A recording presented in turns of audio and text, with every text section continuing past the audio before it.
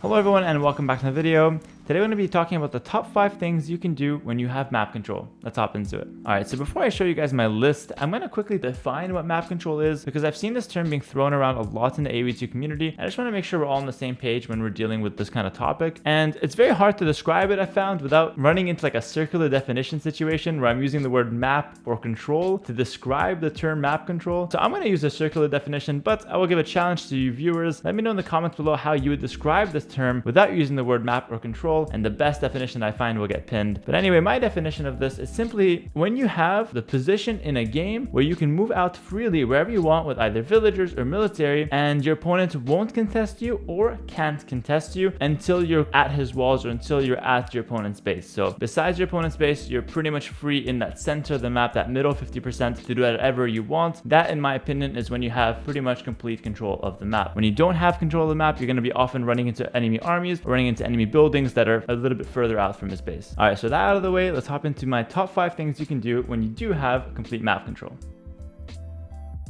So at number 5, and this is something that you should get into the habit of doing pretty regularly, especially in 1v1, and this is just to scout the map to find extra resources like gold and stone. This is extremely important going to like the mid and late game because finding these piles not only gets them for yourself, but also takes them away from the opponent, and since they are neutral, it's really whoever gets there first and can control that space. These extra gold and stone piles let you do a lot of cool things like get more castles in your base in late game, or just be able to tech into more things so you have more gold to work with, or potentially just spam more gold units, all of which are extreme advantages in the late game. There's also extra benefits of scouting the map, which is finding all the wood lines so you know where to wall and how to secure your map in late game, and it also lets you know where all the hills are and know what points of the map are very important at different stages. So it just gives you a lot of value, and it's virtually free to do as long as you can move around without getting caught by enemy units.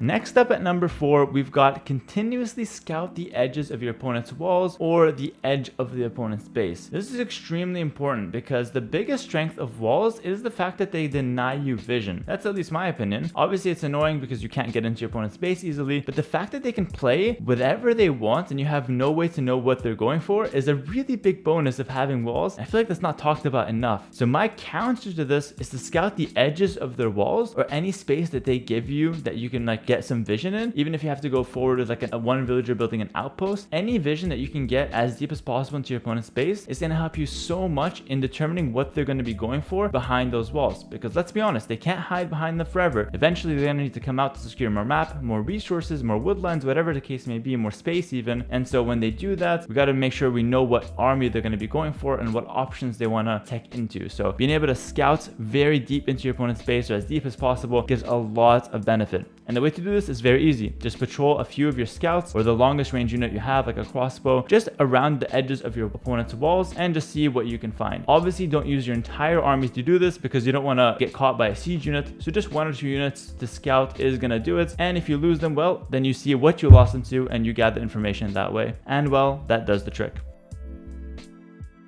Alright, hopping in at number 3, and this is where we're getting to the really good things you can be doing when you have map control, and this is forward buildings. The 2 main buildings that you want to go forward with is Siege Workshop and castles. These are extremely important because if you have a forward siege workshop on the hill, your mangonels or any siege unit you go for, or just the base that you set up in front of your opponent's main base, that's going to be really good to be able to push your opponent and start taking out their buildings and cracking open their walls or their production buildings. And any siege that's firing downhill is going to get extra damage as well, and it's very hard to deal with mangonels attacking from the hill. So going forward with a siege workshop just puts enormous amount of pressure on your opponent, and it almost forces them to come out before they actually want to come out, and they fight you when you're on a hill, so they have that disadvantage twofold. A being they fight before they wanted to, and B, they're fighting uphill. It's a really strong position to put yourself in, and it's extremely hard for your opponent to defend in most cases. If you're able to secure a forward castle, this is even more impactful than the siege workshop because the forward castle lets you then secure a spot for the siege workshop very easily, and it also puts a building in front of your opponent that prevents them from moving out and forces them to go either around it or right through it if they've got the military to take it down, which is very hard to do, especially in Castle Age when there's not that kind of heavy long-range siege that we see in Imperial Age. Forward castles, although they're hard to get down, guys, very good tools to look for if your opponent is fully walled and he gave you map control early on in Castle Age.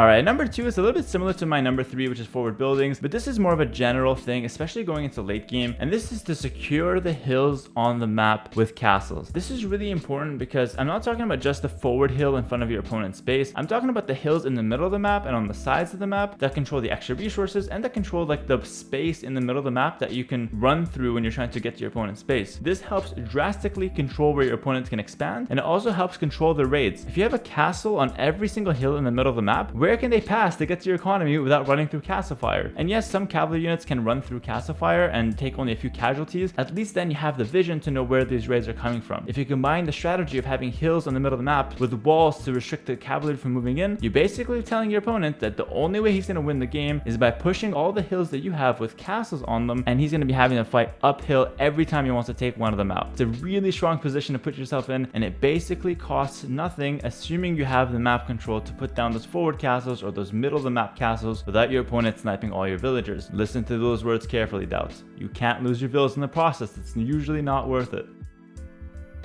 Alright, before I show you guys number 1, I've got one honorable mention that I need to talk about. It doesn't come up often, but when it comes up, it's basically a game-winning play. And this is to wall your opponent in. Like I said, I've only had it happen to me a couple times, but when it happened, it was absolutely devastating. And it's something that your opponent might not expect, so definitely always look for it, especially if your opponent walls himself in a really tight corner and there's not a lot of space that he has on the map. Go forward a few villas, bring your army to protect them, and just literally stonewall him in, house wall him in to deny him space. And this forces your opponent to invest into the siege to start breaking your walls, and while he's doing that, you can add more layers of walls to kind of keep him pinned in longer and longer, thus giving you more and more control of the map. You have more time to do all the other things on my list, and you can also pick when you want to break those walls and just run into your opponent's base and clean them up. So like I said, it's not the thing you go for every time, but if you can go for it, it's almost guaranteed to win you the game if you can land it successfully.